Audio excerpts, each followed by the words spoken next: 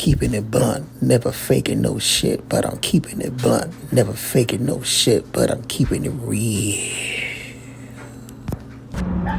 15 seconds of motherfucking fame from Mr. Wade. Let's kick it. So, check this out.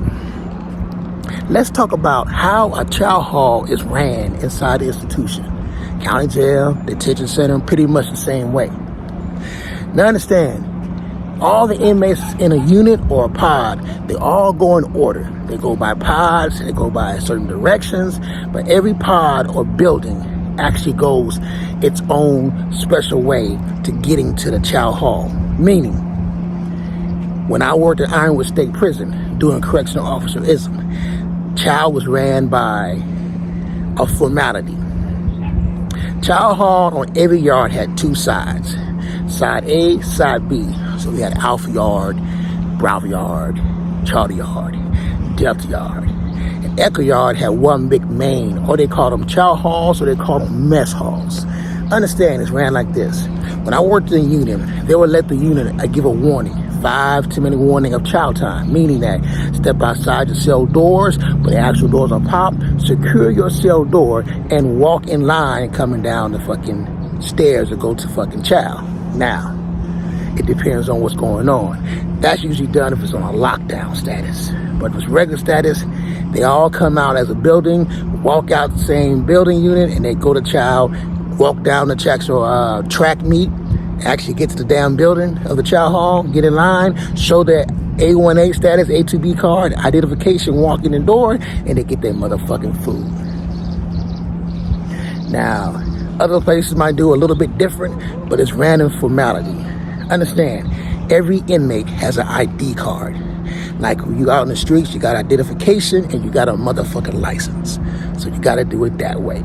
So pretty much, chow hall is ran in a uniformity, meaning that once you go inside the actual chow hall, you gotta walk along the wall, go to the actual porthole where they give the trays out, and grab your personal tray and take your tray back to the table. Now understand, behind that wall, you have inmates that are working in the kitchen. They actually help prepare the food, cook the food, and dish it out to the other general population as they come to chow. Once chow time is over for the yard, the actual staff that's in the back, inmates that's working, get to eat as well, and the perks of other shit.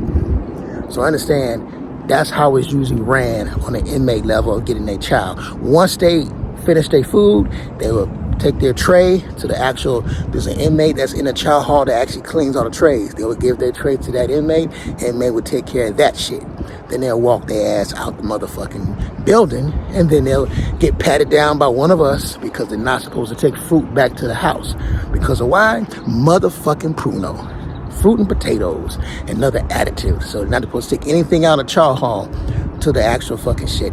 When they go to chow, all they're supposed to have is their motherfucking spoon, fork, steak cup. That's the fuck it, and their ID. Anything extra, more than likely you get patted down, they're gonna get took from you.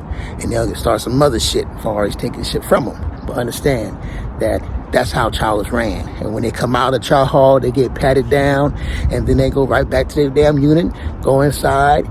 They might run around for a little bit. You got to chase them up in their fucking house, and they'll go in there and lock up until the yard is open, which would be maybe an hour or two from that point. Depends on when you're unit with the chow. So there's not much to chow. That's how it's ran. Chow hall is ran in that formality. They all come out as one unit or one pod. They on lockdown, it's a different story. We do all that shit. It reverses itself. We prepare the food as staff. We push the carts to the units or pods, and we go around and give them their actual meals. 2 hot meals, 1 lunch sack throughout the fucking day. A lot of work on staff when they're locked down. But like I said in one of my other videos, understand, when a building or a yard goes on lockdown, that's less money the actual correctional department makes. They make money off of program. Everything is running smoothly. They make money. When they go on lockdown, there's no money being made. Less money. More work on us, less money they get in their pockets. So they like it when they got general populations up and moving.